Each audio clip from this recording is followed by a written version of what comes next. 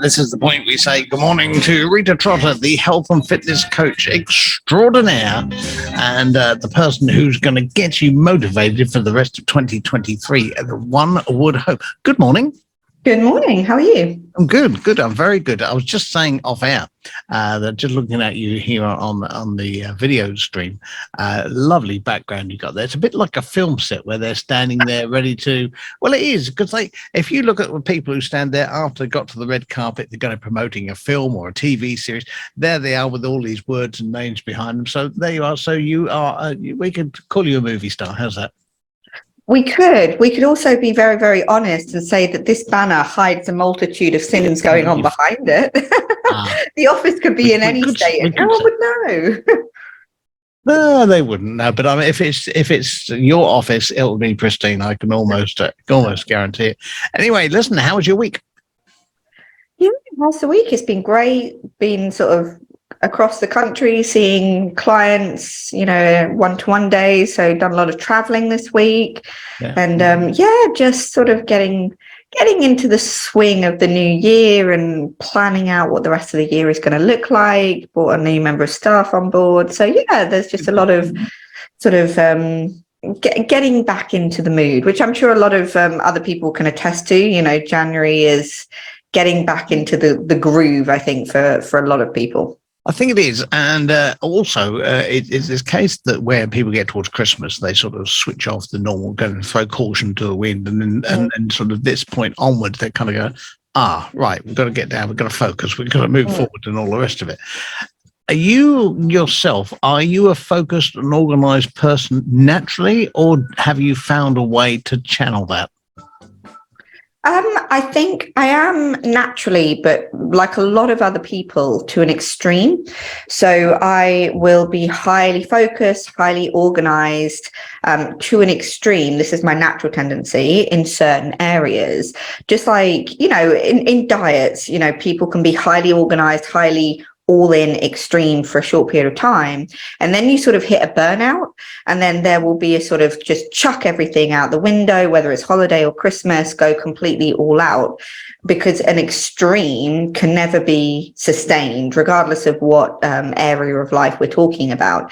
So I'm highly organized and focused, but often, as a natural tendency, to my detriment, because it will be so much, so focused, so organized, so on point for, a period of time that you're always going to have a crash, whether it's mentally or physically. That can never be sustained. So my natural tendency, I've had to adapt so that it becomes a sustainable way of being, rather than something that I can only do for a sort of a set period.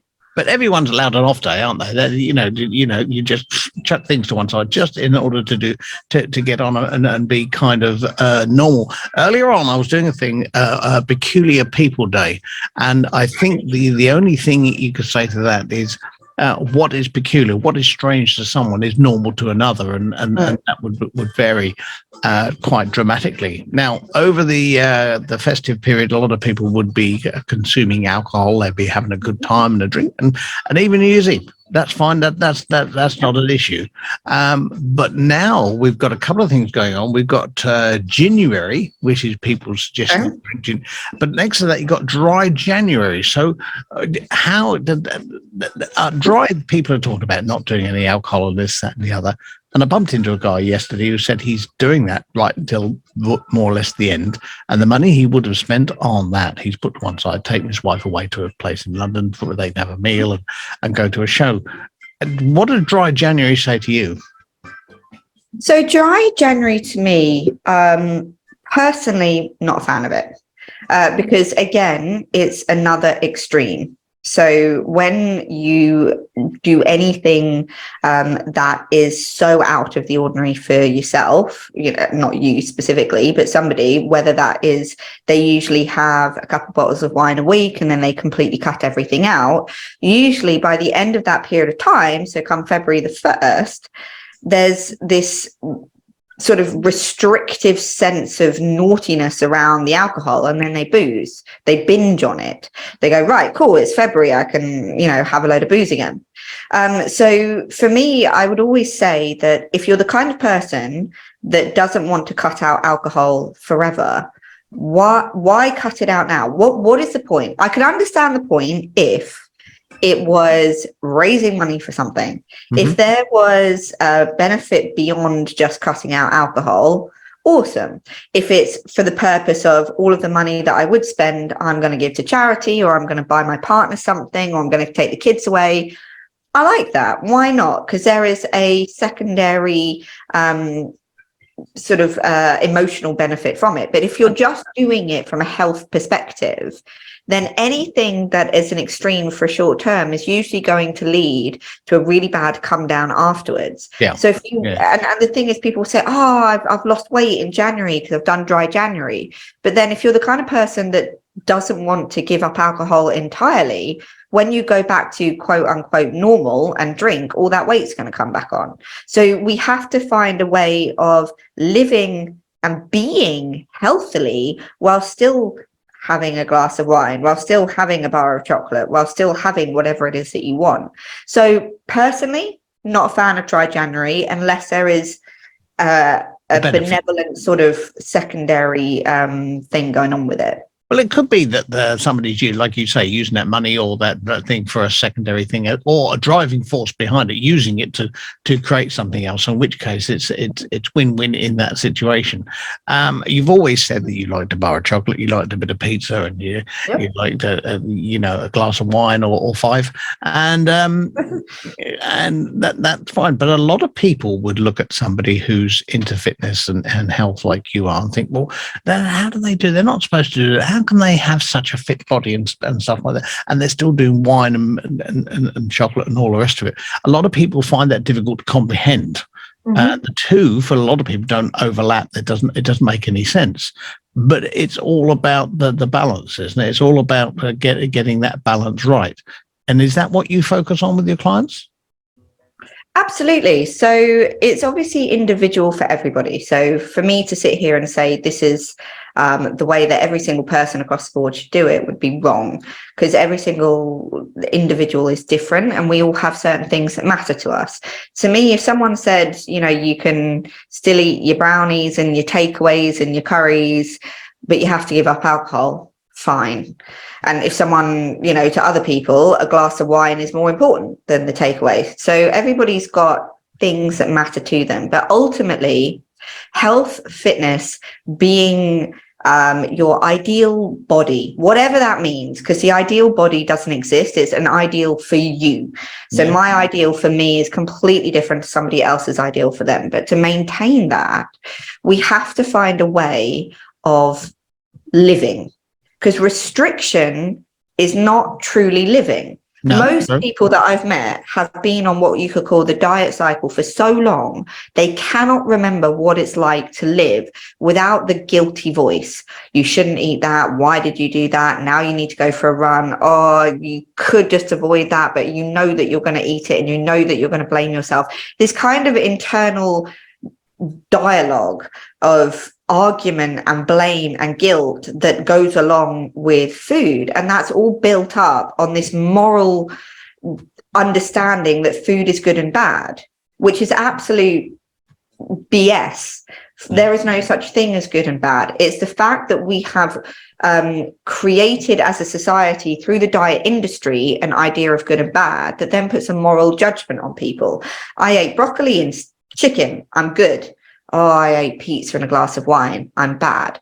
And then because we have this moral judgment, we hit a guilt cycle. When we hit a guilt cycle, we go down and down and down, and we say, well, I'm already feeling guilty. I might as well add on to it now, go all out so that I don't have to feel this way on Monday and I'll be really, really good again. It's not the food itself that causes the issue. If I have 2 slices of pizza on a Friday, some garlic bread and a glass of wine, that isn't going to have an effect on my weight. If I then feel so guilty that I blame myself for doing that, and then I go, screw it, I'll have another bottle, and then I'll wake up and we'll go out for a huge fry up, and then I'll spend the entire day eating chocolate biscuits and, all things pastry, then it's going to have an effect on my weight. But that excessiveness comes from a feeling that we have done something wrong, because things like, the big diets of the industry like to classify food as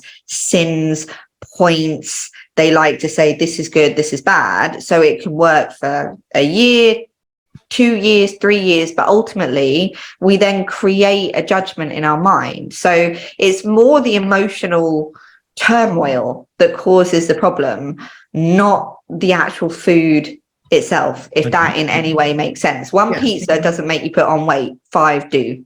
Yes. Okay. Well, that's the same with chocolate. 1 bar, no. 5 bars. Yeah, exactly. Okay. All right. So with that, so going back to dry January, then people would then think, well, okay, I've drunk that over the Christmas New Year period, and then just stop. Not only that, like you say, that takes away their living, that takes away their becomes more an existence and working constantly to a plan, as opposed to life is not really planned. It's a little bit spontaneous here and there. And if you lose that spontaneity, am I allowed to say spontaneity on a Tuesday? I think so. I think it sounds like a good word of the day. Yeah. That's it. Spontaneity is the word of the day. If you lose that, then surely you're not living. You're not being true to yourself or the people around you, because you're focused away from reality. Would that make sense? Yeah. So food is something to be enjoyed. Wine is something to be enjoyed.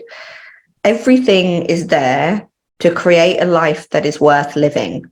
So if you feel that your life is so restricted and so controlled that there is no fun or joy or enthusiasm, and it's just ticking boxes. Oh, I've ticked the box of doing this, I've ticked the box of doing that. Then you are essentially surviving, not thriving.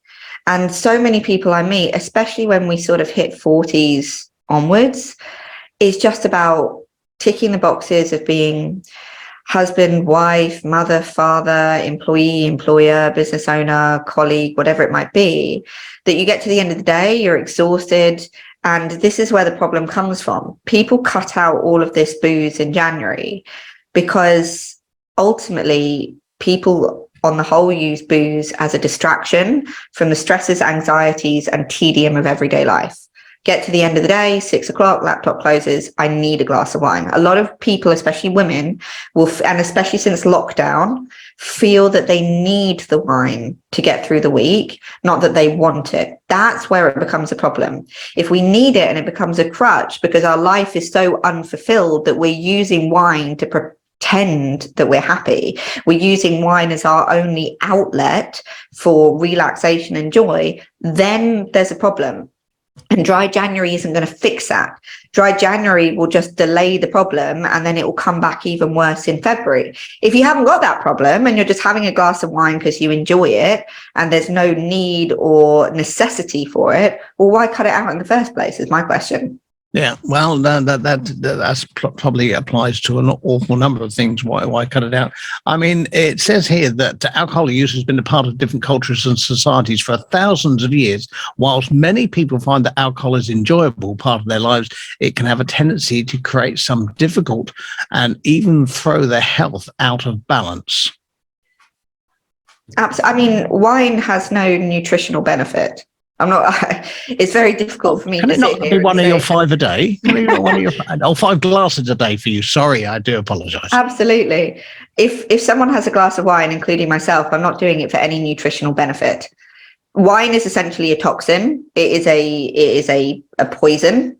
It's completely acidic. Same for all alcohol. It's a completely acid approach that then gets stuck within your body fat, and the body fat then essentially holds onto the acid. The body has to work very hard to synthesize. So wine has no particular positive benefits other than its mental state changing. It changes your emotional state. It changes your mental state. In terms of physiology, it doesn't benefit you. So it would be very hard pressed for me to say here that we're drinking for any other reason than it gives us a bit of a buzz, or it gives us a relaxation. It makes us forget, whatever the phrase might be. All right. Okay. All right. But I mean, I suppose you could say any month you could do that. Why it's January, I don't know. But I suppose it's more poignant because it is the first part of the new year. So people are going on the New Year's resolutions kind of thing, which they don't work. I don't think they work. But anyway, good. Listen, anyway, thank you very much for this morning. Enjoy your day. We will. You need to go and find and just lay down for a little while and have a little snooze, catch up with your sleep, and I think you'll do well. All right, Rita, listen, thank you very much indeed, and we'll catch up with you next week. Of course. See you later. Have a great week. Ta-da. Bye-bye. Bye.